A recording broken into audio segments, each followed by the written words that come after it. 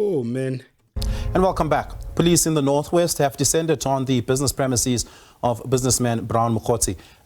I mean, guys, what's the obsession with the South African mainstream media of calling the likes of Brown Mogotsi, Hangwane Maumela, Ketmatala business people?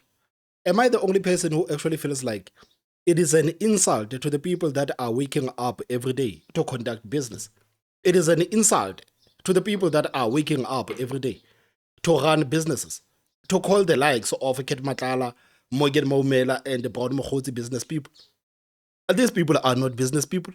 I think the South Africans, they know and that these people are not business people, but somehow to the mainstream media, they call these people business people. You remember last time they were admiring the house of Hangwane Maumela, the house that was possibly bought with the money that has been stolen from Tembisa Hospital. The mainstream media was standing outside saying that, oh, what a beautiful house, this house of an unnamed tycoon. But these people did not even mention Maumela with the name. But they were outside the house of Maumela, showing South Africans how beautiful the house of Maumela is. I don't get it, man. What's the agenda with the South African mainstream media? What's the agenda?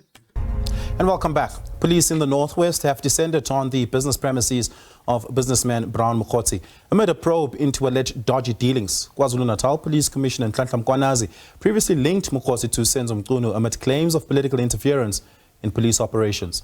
Mogotsi is accused of being part of the push to disband the political killings task team. Mogotsi was named as an unauthorized person with access to confidential police information. We are now joined by Mr. Brown Mogotsi, who is the person in question. Brown, good evening. Thank you so much for your time. Really do appreciate it. The raid that took place at your premises in the Northwest today, do you know who the raid, which SAPS division had executed the raid, and whether they had a warrant for the raid? Yeah, good evening, viewers. Yes, I was in contact with General Bunene, who has confirmed that he has a search and seizure warrant against me, which I have actually seen during the week that has been obtained against myself, Minister Senzo Mchunu, and the Chief of Staff, Cedric Nkabende, including, of course, Lieutenant General Sidia. So you knew that the search and seizure warrant was issued before the raid had taken place? No, I saw it. There's a newspaper article. And I thought they were going to have the decency to call me and say to me, yes, we are looking for to seize or whatever and make arrangement. However, we made arrangement because I'm in Johannesburg that they will do that through with my lawyer. I'm just worried that they are now bringing this with rifles and assault rifles, more than 20 police officers in ballet gloves. And my life now, I really do not believe really, I don't know if I should really meet with them. Why would you come from KZN having 20 rifles to look for a man like me, just to take my cell phones, gadgets and stuff like that? And guys, you remember that this is the same thing that General Sibiya said when his house was raided by the police. Somehow, these people that have been alleged to have been working with these dangerous criminals are now trying to portray the police as the dangerous ones. The reason why Brown Mogotsi and Sibiya are saying that they fear for their lives. They are not fearing for their lives because they are scared of what the police might do to them. They are fearing for their lives because of the people that they are in business with. You remember General Sibiya saying that, no, there are cars outside my house, cars are going up and down outside my house. I mean, what do you expect? What do you expect? A lot of people have actually been exposed. And unfortunately, some of the people in the government have been exposed to having links with these people. So now you have Brown Mogotsi, who is a loose threat. And now this guy says that he fears for his life and he's trying to paint a picture that the police actually wants to kill him. But I would actually bet real money that if Brown Mogotsi were to be killed, the police would not be the ones to kill him. The people that are doing the business with him are the ones that potentially can kill him. These are the people that actually are threatening his life.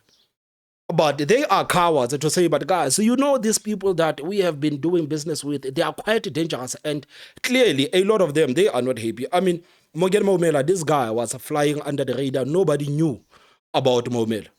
And now the whole country knows who Maumela is. A lot of these people, their name have actually came up. Now they know that the South Africans know them.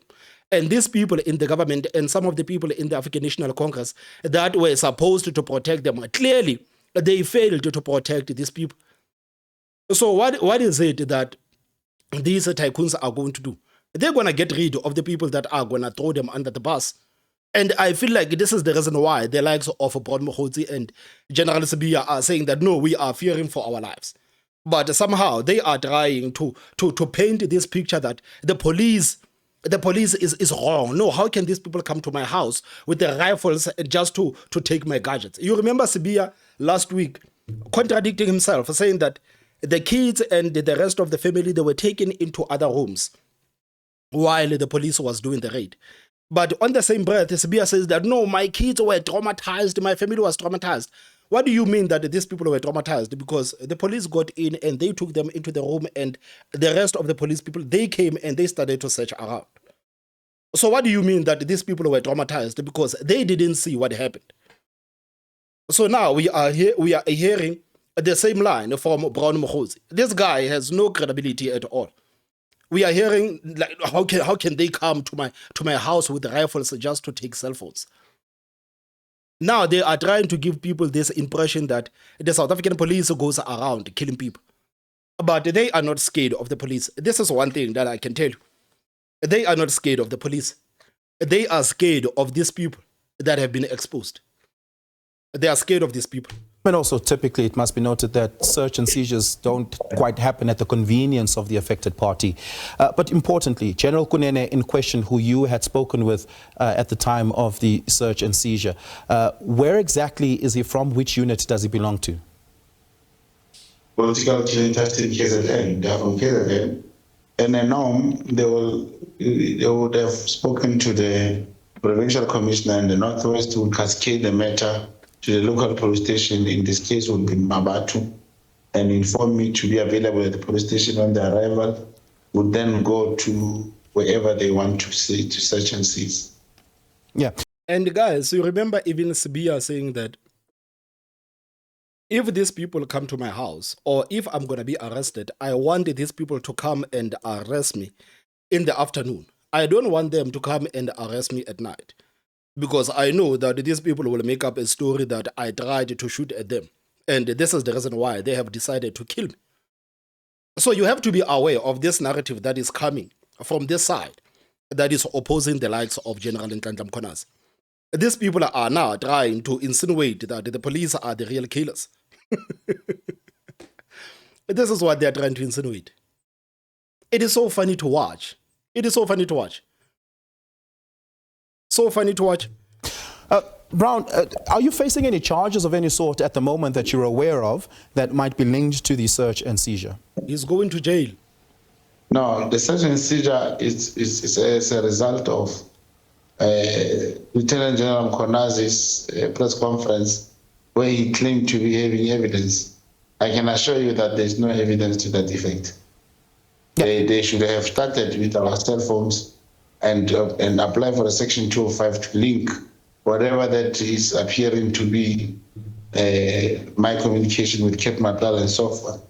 They have nothing against me or any person that they can tangibly produce to be evidence.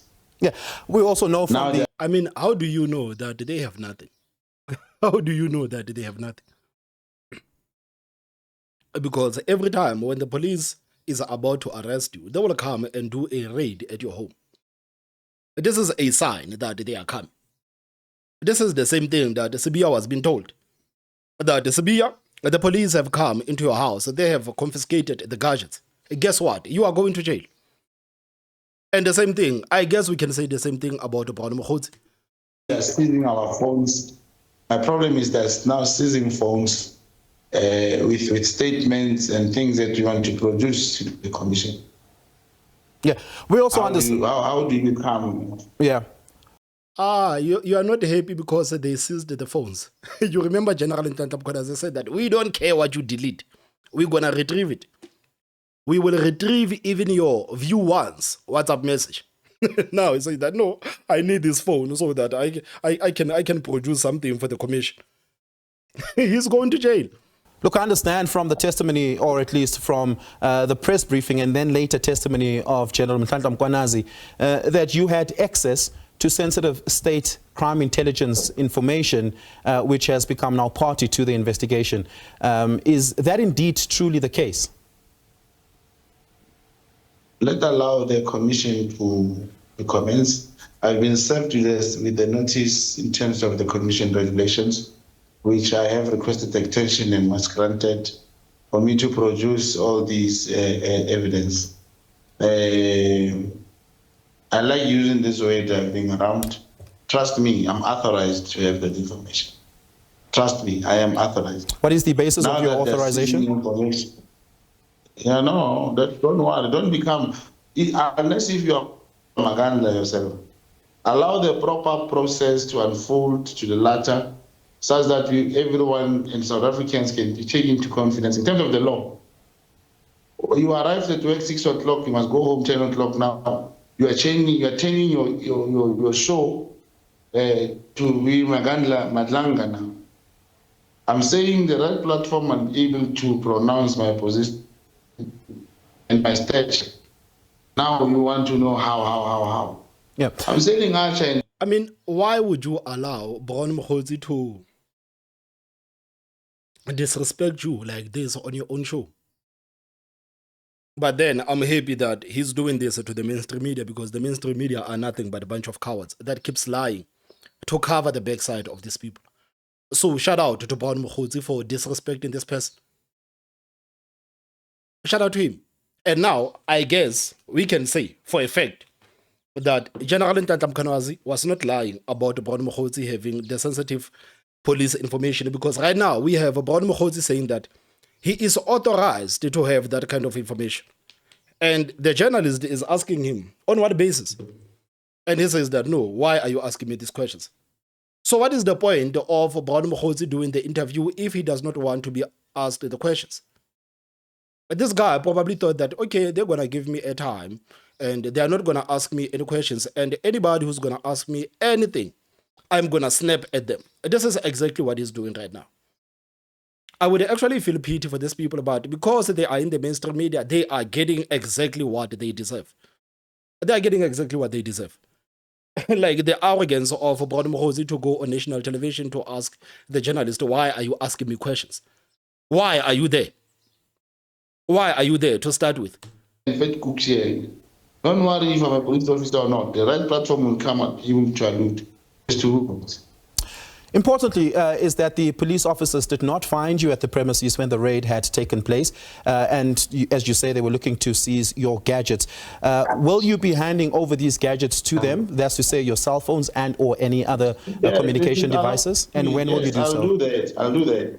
All I'm waiting is I want to see if whatever, they took one of the gadgets because I was not there.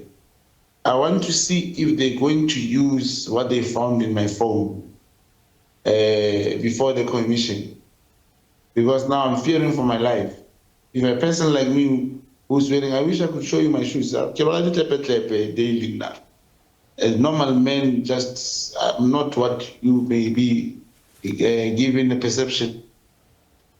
I want to see if what they found now, they will use as evidence which they claimed before the 6th of July.